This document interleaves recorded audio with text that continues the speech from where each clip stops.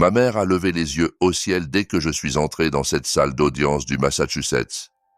Pas discrètement, non, le genre qui hurle, et voilà, ça recommence. Comme si j'étais une gêne dans son histoire de victime parfaitement rodée. Mais alors, le juge Brennan s'est figé en pleine consultation de ses papiers, ses yeux rivés sur mon visage, et j'ai vu la reconnaissance le frapper comme un train de marchandises. « Attendez », a-t-il dit lentement en posant son stylo. « Ces allégations sont contre vous. Vous êtes l'accusé. » Mes parents étaient assis là, confus, ignorants. Ils n'avaient aucune idée de qui j'étais vraiment. Et honnêtement, cela a rendu ce qui a suivi encore plus doux, car je ne suis pas seulement leur fille abandonnée. Je suis la procureure senior qui a passé la dernière décennie à mettre derrière les barreaux des manipulateurs exactement comme eux. Remontons 32 ans en arrière. J'avais 3 mois quand ma mère, Diane, a décidé que la maternité entravait son style de vie. Elle avait 18 ans, tout juste sortie du lycée à Newton, dans le Massachusetts. Mon père, Scott, était un joueur de hockey prometteur pour les Boston Bruins, vivant son rêve sous les lumières éclatantes du TD Garden. Un bébé hurlant ne cadrait pas avec leur vie parfaite pour Instagram. Alors, ils ont fait ce que font les égoïstes. Ils m'ont déposé chez mes grands-parents à Brooklyn par un froid matin d'octobre et ont essentiellement disparu. Mon premier souvenir est de me tenir sur un tabouret en bois dans la cuisine de grand-mère Hélène, peut-être à 4 ans, versant des pépites de chocolat dans la pâte à biscuits. Elle ne m'arrêtait jamais, ne s'énervait pas. Elle riait simplement et disait « Les meilleurs biscuits ont un surplus d'amour et un surplus de chocolat ». Grand-père William rentrait avec sa robe de la Cour suprême du Massachusetts, encore sur le dos, me soulevait avec de la farine dans les cheveux et me demandait comment s'était passée ma journée comme si j'étais la personne la plus fascinante au monde. Je lui parlais des fourmis que j'avais trouvées dans le jardin et il écoutait comme si je plaidais devant la plus haute cour de l'État. Ils n'ont jamais médit sur mes parents. Pas une seule fois. Quand je demandais pourquoi maman et papa ne vivaient pas avec nous, grand-mère souriait tristement et disait qu'ils étaient occupés par des choses importantes. Je l'ai cru pendant des années, parce que les enfants croient les gens gentils. Mais je n'étais pas stupide. Je remarquais comment les parents des autres enfants venaient au match de soccer au Brooklyn Field, alors que les miens non. Comment mes amis parlaient de dîner de Thanksgiving avec tantes, oncles et cousins, tandis que je passais les fêtes avec 2 personnes qui se couchaient à 20 heures. Les visites de Diane et Scott étaient prévisibles. Noël, peut-être mon anniversaire si les étoiles s'alignaient. Diane arrivait vêtue de vêtements de designer de Newbury Street, embrassait l'air près de ma joue et passait toute la visite sur son téléphone. Pendant ce temps, Scott restait dans la voiture à klaxonner jusqu'à ce qu'elle sorte. Les rares fois où grand-père le traînait à l'intérieur, la tension était palpable. Grand-père n'avait aucun respect pour lui, c'était évident. Voici ce que personne ne savait. Grand-père donnait à Diane 3 000 $ chaque mois depuis que j'étais un nourrisson. Pendant plus de 20 ans, cela fait plus de 800 000 $. Elle a pris chaque centime sans rien donner en retour. Pas de visite, pas d'appel, pas de cadeau. Juste des excuses et des demandes d'argent supplémentaires quand les affaires de Scott échouaient. Le bar sportif à Quincy qui a duré 11 mois. La société de coaching sans clients. La boutique de souvenirs à Cambridge qui a fait faillite en 2 ans. Quand grand-mère Helen est morte subitement d'un AVC pendant le week-end de Thanksgiving, j'avais 18 ans et mon monde s'est effondré. Elle s'est écroulée dans son jardin en plantant des bulbes de tulipes pour le printemps. J'ai conduit depuis l'université de Boston cette nuit-là, 6 heures de pleurs. J'ai trouvé grand-père assis dans le jardin sombre tenant ses bulbes non plantés. Nous sommes restés ensemble jusqu'au lever du soleil. Diane et Scott sont venus à l'enterrement, sont restés pour la cérémonie, partis avant la réception. C'est là que j'ai arrêté de leur trouver des excuses. C'est là que j'ai accepté que certaines personnes sont fondamentalement égoïstes et que le sang ne vous oblige à rien. Après la mort de grand-mère, quelque chose de fondamental a changé entre grand-père et moi. Nous sommes devenus partenaires dans la survie. Ces dîners du dimanche sont devenus sacrés. Parfois, il cuisinait son fameux pot-au-feu de Nouvelle-Angleterre. Parfois, j'expérimentais avec les recettes manuscrites de grand-mère, son écriture bouclée sur des fiches jaunies. Parfois, nous commandions simplement une pizza et mangions directement dans la boîte, en regardant de vieux films. Mais la vraie valeur n'était pas la nourriture, C'était grand-père qui m'enseignait tout sur le droit, la justice, l'usage responsable du pouvoir. Et en parlant de pouvoir sur sa propre vie, imaginez pouvoir réduire simplement votre tension artérielle de 2 points, améliorer votre glycémie, votre métabolisme et votre cholestérol avec une méthode efficace et accessible. Si vous sentez que votre santé mérite cette attention quotidienne, comme grand-père m'a appris à montrer pour ce qui compte, jetez un œil à la description de la vidéo pour plus d'infos.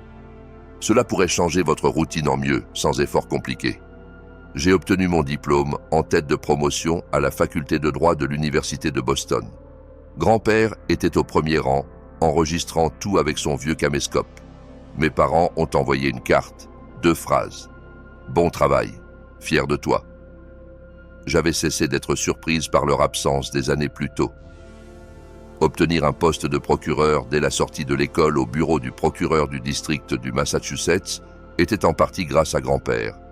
Il a passé des appels, s'est porté garant pour moi personnellement, a promis que je ne gaspillerais pas l'opportunité. Je ne l'ai pas fait. J'ai travaillé plus dur que quiconque dans ce bureau. Je restais tard, arrivais tôt, prenais des affaires que les autres procureurs évitaient parce qu'elles étaient trop complexes. Fraude financière, corruption politique, crimes en col blanc, nécessitant des semaines de revue de documents dans des pièces sans fenêtre. À 30 ans, je gérais des affaires de haut profil qui faisaient dans les gros titres du Boston Globe. Ma vie personnelle était inexistante. Des semaines de 70 heures étaient normales. Je vivais de café Dunkin' et de plats à emporter, et de la satisfaction de voir des coupables affronter les conséquences. Pas de rendez-vous amoureux, pas de verre avec des collègues, pas de temps pour quoi que ce soit sauf le travail et les dîners du dimanche avec grand-père. Ces dîners restaient intouchables. Peu importe mon épuisement, j'y allais. Lui non plus n'en manquait aucun, même dans ses 80 ans, quand il se déplaçait plus lentement. Diane m'a appelé une fois pendant cette période. J'avais 28 ans. Nous ne nous étions pas parlé depuis 3 ans. Elle voulait de l'aide pour un problème légal de Scott, une dispute commerciale à revers. Je lui ai dit que j'étais procureur en droit pénal, pas avocate civile, et même si je l'étais, je n'aiderais pas Scott pour quoi que ce soit. Elle m'a traité d'ingrate. J'ai raccroché. Quand grand-père est mort à 87 ans, paisiblement dans son sommeil dans cette grande maison de Brookline, j'ai ressenti ce vide familier revenir.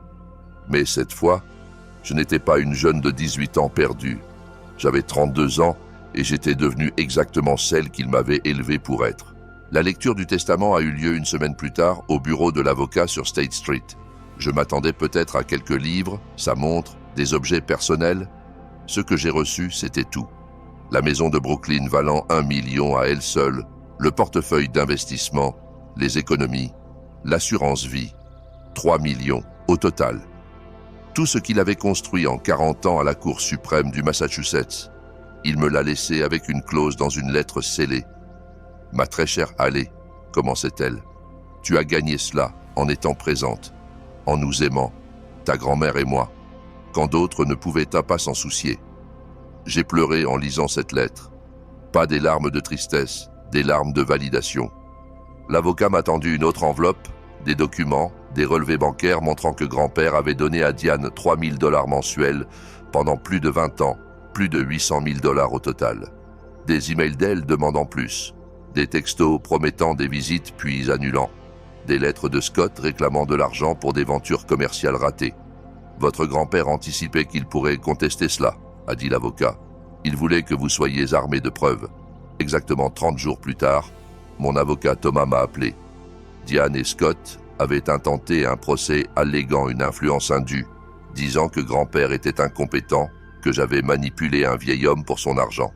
J'ai ri en fait. L'ironie était magnifique.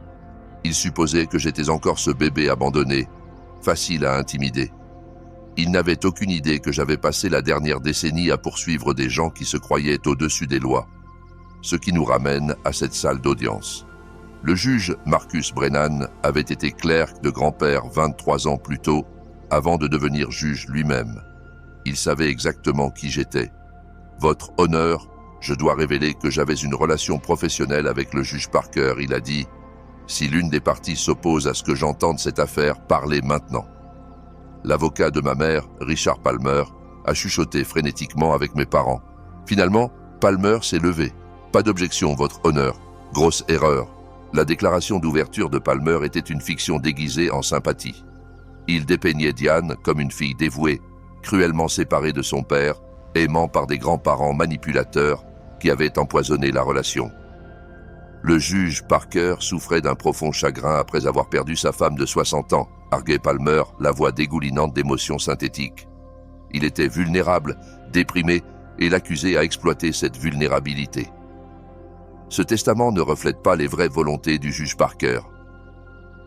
Thomas s'est levé pour notre ouverture. Il n'avait pas besoin de dramatique.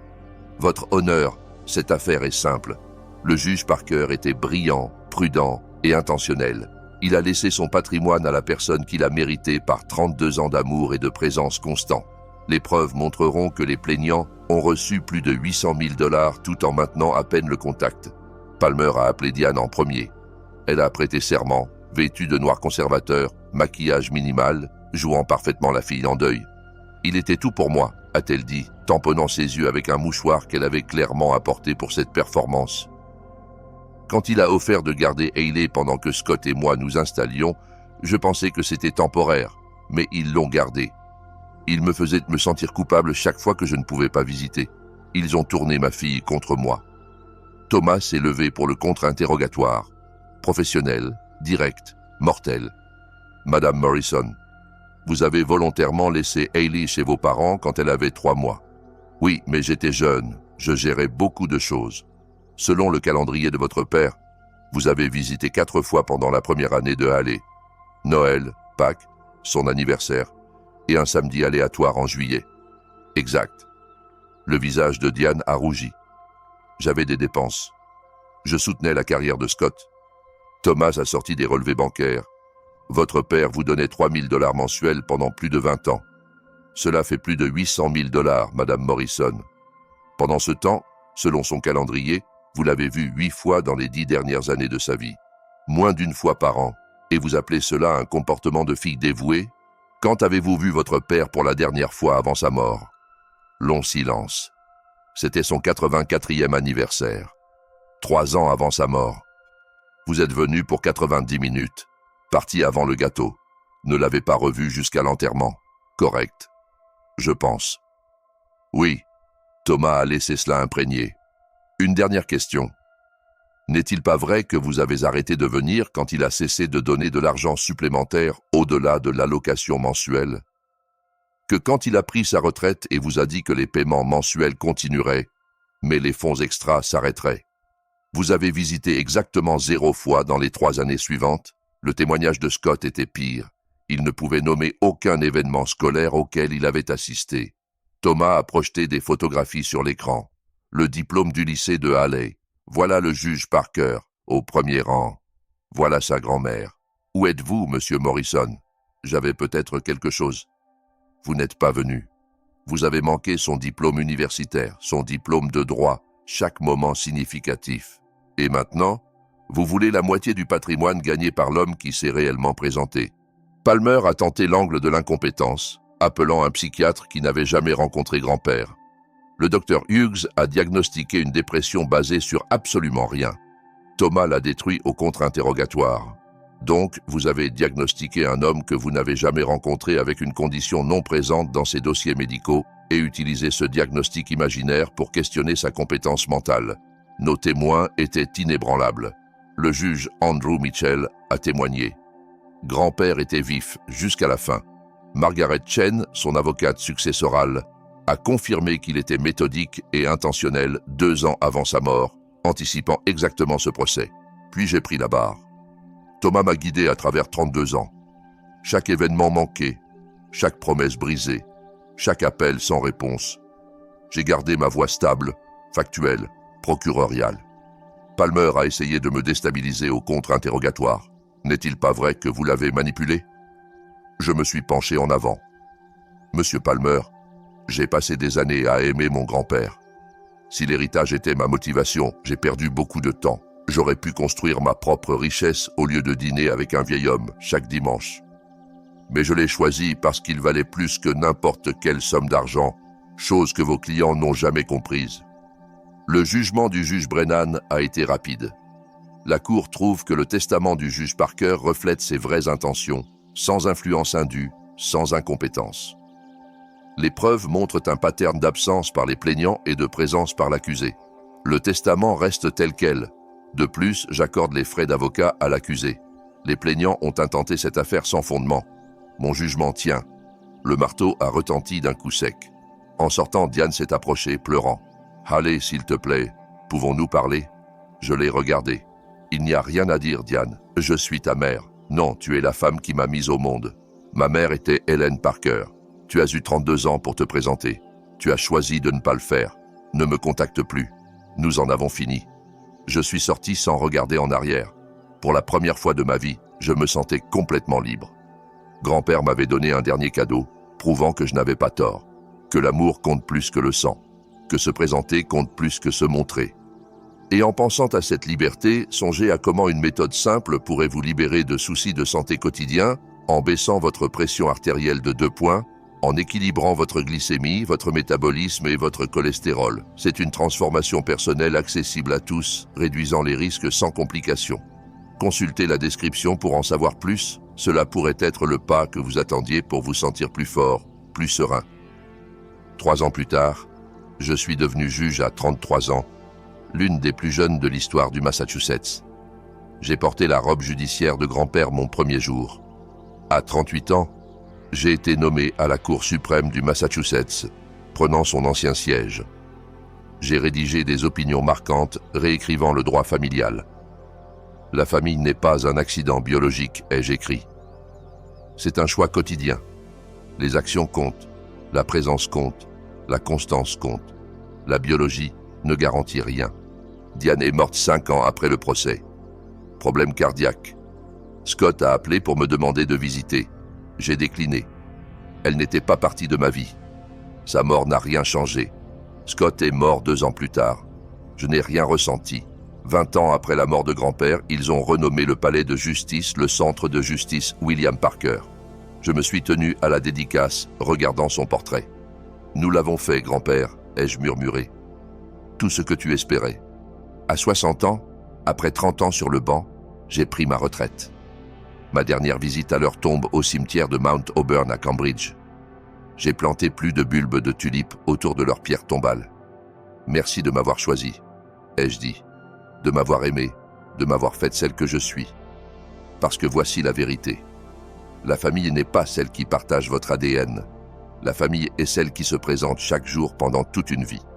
Le sang peut créer une connexion, mais seule l'action crée une famille. Ce n'est pas seulement mon histoire, c'est la justice. Si cette histoire vous a touché, si vous avez déjà dû choisir entre une famille toxique et ceux qui se sont vraiment présentés pour vous, laissez un commentaire ci-dessous pour partager votre expérience. Appuyez sur ce bouton d'abonnement pour plus d'histoires, sur le courage de défendre ce qui est juste, même quand cela coûte tout. Et rappelez-vous, vous ne devez pas de loyauté à ceux qui ne l'ont jamais mérité. Merci d'avoir regardé. Et avant de partir, pensez à cette leçon sur la présence quotidienne. Imaginez appliquer cela à votre santé avec une méthode prouvée qui abaisse votre tension de 2 points en peu de temps. Optimise votre glycémie, booste votre métabolisme et équilibre votre cholestérol, vous offrant une vie plus épanouie et sans risques inutiles. C'est simple, efficace, et cela pourrait transformer votre bien-être comme cette histoire a transformé ma perspective. Ne tardez pas, car chaque jour compte pour se sentir mieux. Consultez la description de la vidéo pour le lien et commencez votre propre voyage vers une santé revitalisée. Vous méritez cette liberté émotionnelle et physique, tout comme j'ai mérité la mienne.